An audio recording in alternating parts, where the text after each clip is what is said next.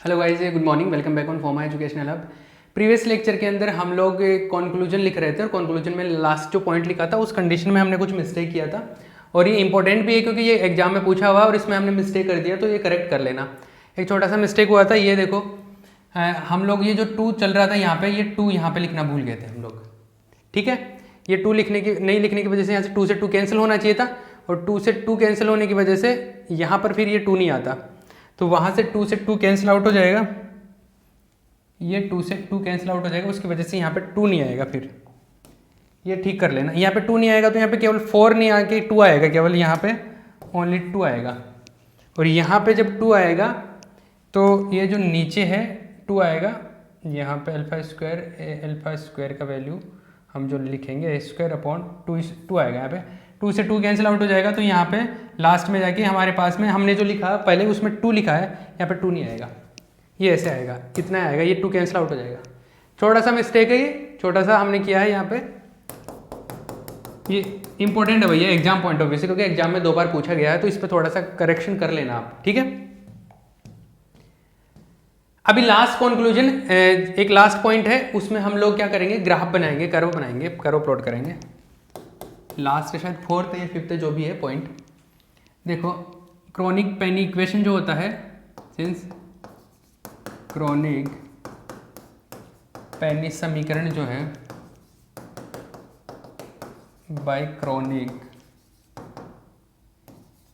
पेनी equation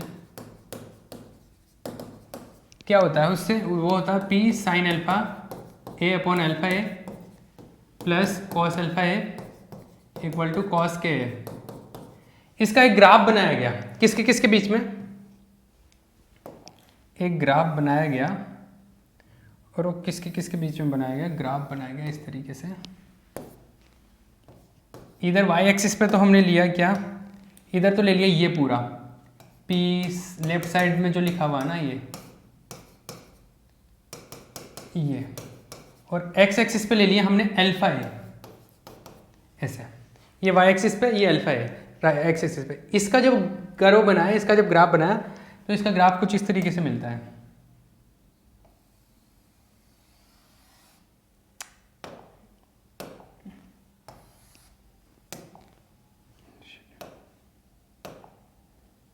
इसका graph ऐसा मिला,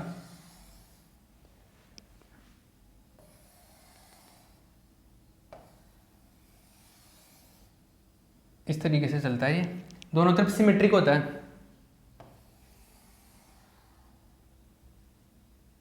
थोड़ा नीचे हो रहा है,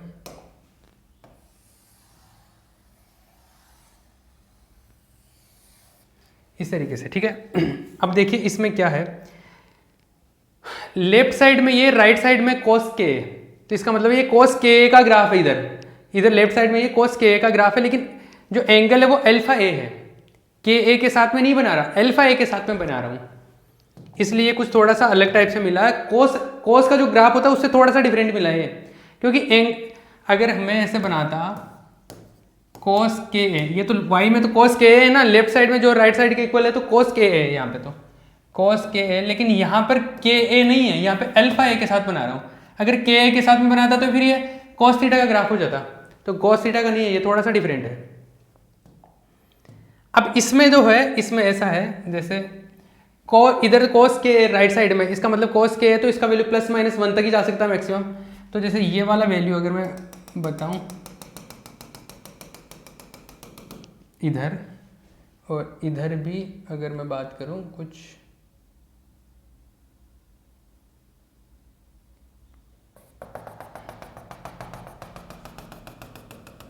इस तरीके से, ये अगर मान लो +1 है और ये -1 है, तो इससे बाहर नहीं निकलेगा कर्व, तो प्रैक्टिकली तो ये वाला, ये जो चीज़ें बाहर निकल रही ना, ये पॉसिबल नहीं है क्लासिकल मैकेनिक्स के हिसाब से। तो ये जो है, ये जो रीजन है ना, ये इसको बोलते हैं फॉरबिडन, मतलब ये अलाउड नहीं है।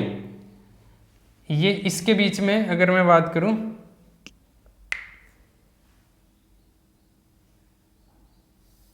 एक सेकेंड, ये जो यहाँ पे कट करना है, ये अलाउड नहीं है, ये जो है ये अलाउड नहीं है, ये फॉरबिडन है, ये यहाँ से और इस पॉइंट को पकड़ लो जहाँ पे कट कर, ये अनअलाउड रीजन है, ये पॉइंट को और ये पॉइंट, ये अनअलाउड रीजन है। इनके बीच में जो बच गया वो तो अलाउड है, मतलब वहां तो पार्टिकल रह सकता है, ये अनअलाउड, ये अलाउड, ये अनअलाउड। जैसे अपना जो पैटर्न था ना पहले जो हमने बनाया था रेक्टेंगुलर में, उसी टाइप से कुछ दिख रहा है ये। तो आप इसमें ये बना सकते हो, देखो ये वाइट वाला है, ये अनअलाउड रीजन है या फॉरबिडन रीजन भी बोलते हैं इसको, forbidden region. Spelling I think correct ही होगा, ये देख लेना। और इसको बोलते हैं, मतलब ये अनुमति नहीं होती, मतलब इसमें पार्टिकल नहीं रहेगा। फॉरबिडन का मतलब है इस रीजन में पार्टिकल नहीं रहेगा, पार्टिकल की एनर्जी इस तरीके से नहीं होगी कि पार्टिकल इसमें आ जाए। तो ये इसको बोलते हैं फॉरबिडन रीजन, हिंदी में इसको बोलते हैं निषेध क्षेत्र, निषेध क्षेत्र। और ये जो बीच में बच गए ना, ये है अलाउड, बोल देता हूं इसको अलाउड रीजन, अलाउड रीजन मतलब अनुमति है, अनुमत क्षेत्र बोलते हैं इनको, अनुमत क्षेत्र। ठीक है, क्लियर है। पी का वैल्यू, पी है ना, पी कैपिटल, पी का वैल्यू जैसे जैसे कम होता है ये जो है वो कम होने लग जाता है। पी का वैल्यू जैसे जैसे कम होता है, ये छाप लेना पहुंच करके। तो यहाँ पर पी का एक फिजिकल सिग्निफिकेंस भी है कि एज पी का वैल्यू इंक्रीज होता है तो क्या होता है, ये जो फॉरबिडन रीजन है उसकी चौड़ाई कम होने लग जाती है। तो निषेध क्षेत्र की चौड़ाई कम होती है, निषेध क्षेत्र की चौड़ाई कम होती है, कम होती है। The width of forbidden region decreases, ठीक है, width of forbidden region decreases। तो ये कम होने लग जाती है, आगे जाके और कम होगी ये जैसे जैसे पी का वैल्यू कम होता है। तो क्लियर है ये हो गया भैया लास्ट कंक्लूजन। अब एग्जाम में क्या पूछा गया, किस तरीके से पूछा गया, मैं एक बार बताता हूं आपको।